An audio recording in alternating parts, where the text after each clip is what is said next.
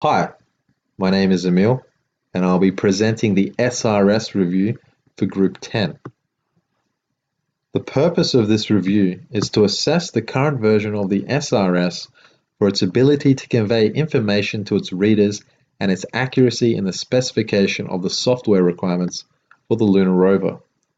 Our discussion of the SRS will focus on the organization and flow of the document, its progress towards completion, an assessment of correctness in terms of matching the client's requests, how to check the quality of the software, whether there is sufficient traceability, and any other special issues. The flow of information provided by the SRS follows a logical order.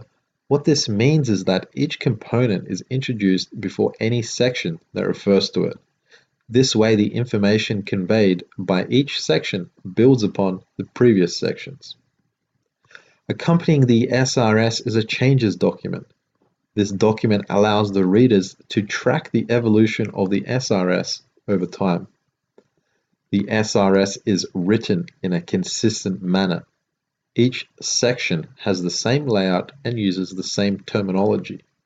Features have all been given a priority from low to high to provide a rough idea of the timeliness of a feature's development. To improve organization, in places where a reference is made to another section of the SRS, a link should be added to help readers to quickly find relevant information.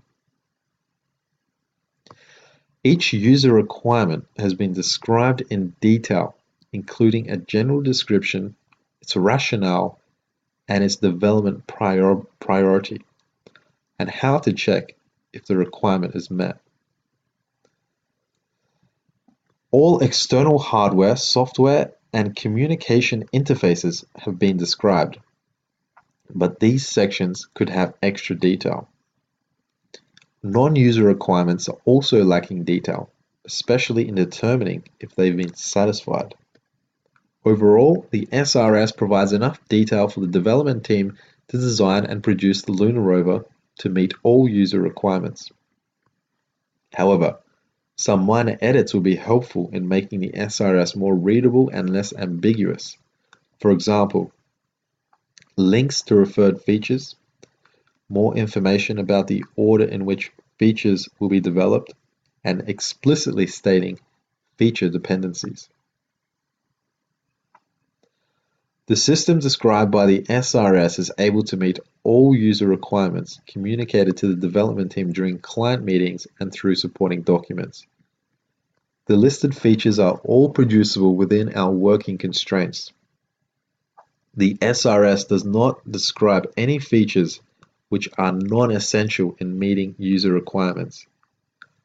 One inaccuracy about the SRS is in the GUI that is presented.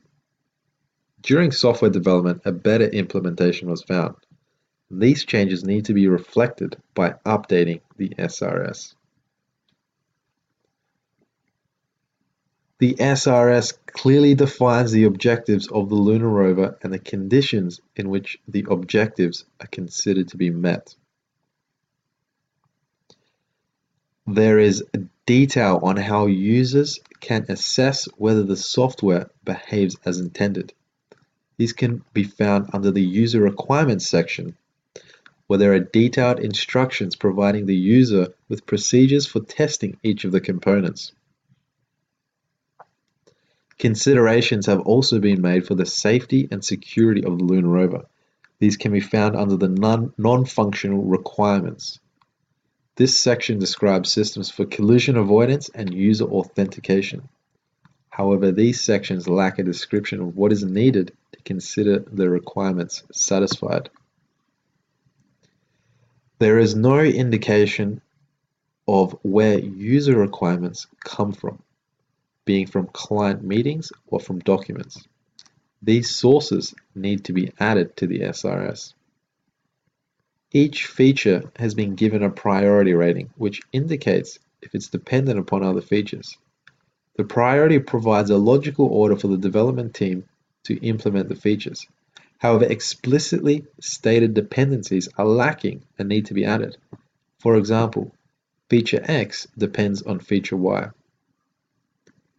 Links should also be provided where references are made to other sections.